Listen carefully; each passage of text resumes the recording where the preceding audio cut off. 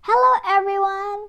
Our story today is The Three Little Pigs, retold and illustrated by James Marshall. AR book level is 3.3 with AR points 0.5.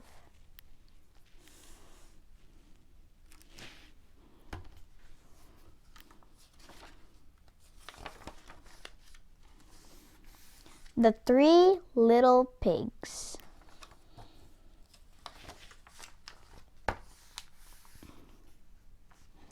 Once upon a time, an old sow sent her 3 little pigs out into the world to seek their fortune.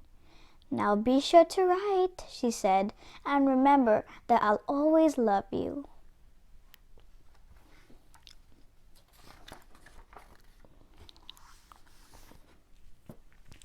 The first little pig met a man with a load of straw. "I know," said the little pig. "I'll buy your straw and build a house." "That's not a good idea," said the man. "Mind your own business, thank you," said the little pig.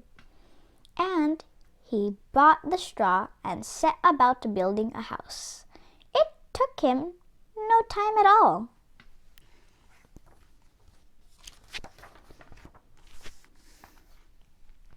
Very soon, a lean and hungry wolf happened by. Pig was just about his favorite food in the world. So he knocked on the door and said, little pig, let me come in."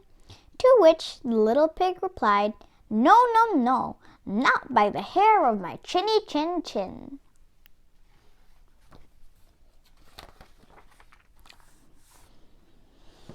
This annoyed the wolf to no end, and he said, "Then I'll huff and I'll puff and I'll blow your house in." "Go right ahead," said the little pig. So the wolf huffed and he puffed and he blew the house in. And he gobbled up the little pig.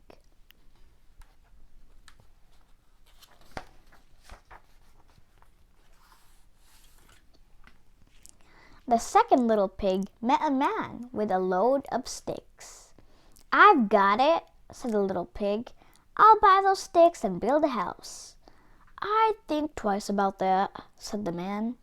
"Oh, pooh," said the little pig. "What would you know?" And he brought the sticks and went to work building a house. "Very pretty," he said.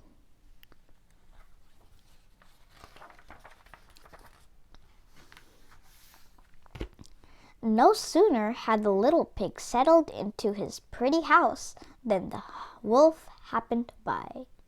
He was still hungry, and he said, little pig, let me come in." To which the little pig replied, "No, no, no, not by the hair of my chinny chin chin."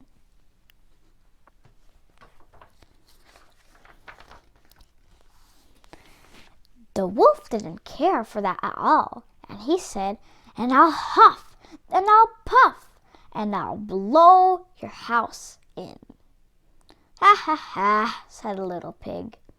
So the wolf huffed, and he puffed, and he blew the house in. And he gobbled up the second little pig.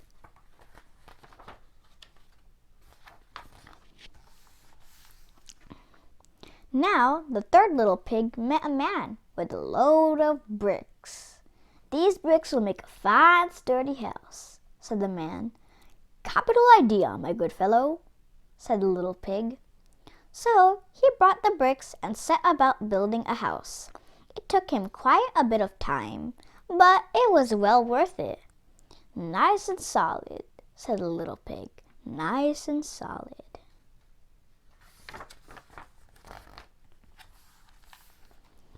But no sooner had the little pig moved in than he noticed the wolf loitering about.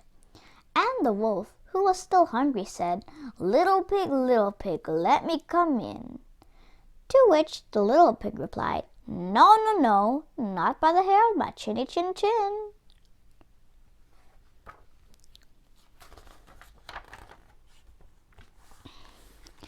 Well, the wolf had heard that before, and he said, "Then I'll huff, and I'll puff, and I'll blow your house in."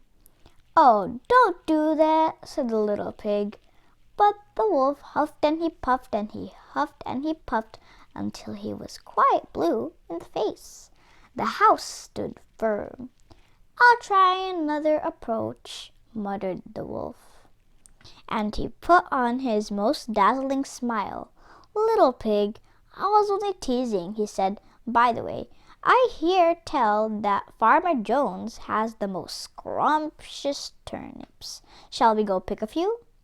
"Oh, I'm too busy right now," said the little pig. "Well, what about tomorrow morning?"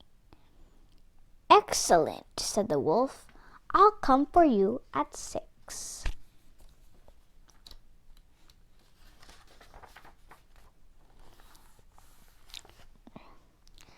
The next morning, the little pig got up at 5, hurried off to Farmer Jones' turnip field, picked a basket full of scrumptious turnips, and dashed back home.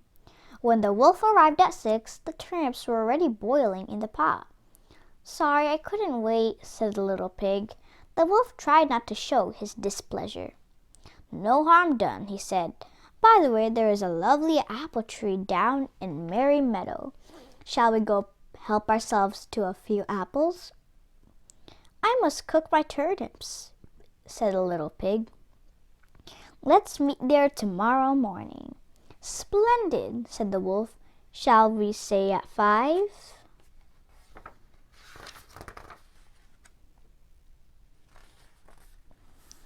The next morning, the little pig was up at 4 and went off for the apples. It took longer than he'd expected to reach Merry Meadow, and while busy gathering apples in the highest tree, he saw the wolf approaching. "Do try one of these," he called down, throwing an apple as far as he could. When the wolf chased after the apple, the little pig shimmied down the tree and made it safely back home. The next day, the wolf came again. Really, he was quite put out. "There's a fair today on Hog Hill," he said. "Would you care to go?" "Why don't we meet there?" said the little pig. "Would 3 o'clock suit you?" "Colossal," said the wolf. 3 it is. Just to make sure, he would be there at 2. At 1 in the afternoon, the little pig went to the fair and had a fine time, so fine that he lost track of the hour. Suddenly, out of the corner of his eye, he saw the wolf coming up the hill. Without a minute to spare, the little pig jumped inside an empty butter churn and rolled down the hill toward the wolf. Well, the wolf was so scared, he ran all the way back home. That evening, the wolf went to the little pig's house and told him how frightened he'd been by a great round thing that had come down the hill. "Frightened you, didn't I?" said the little pig. "That great round thing was a butter churn, and I was inside." This was simply too much for the wolf to stand. "I've been nice long enough," he cried. "I'm going to eat you up right now." And he climbed onto the roof. When the little pig saw this, he put a big iron pot in the fireplace and quickly stoked the fire. "Here I come," cried the wolf. "Dinner time."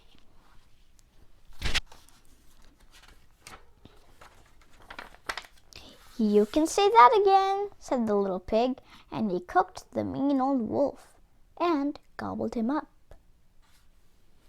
The end. Thanks for watching, and I hope you all enjoyed reading with me. Don't forget to like, subscribe, share, and click the notification bell so you won't miss any new upcoming videos. Have a great day!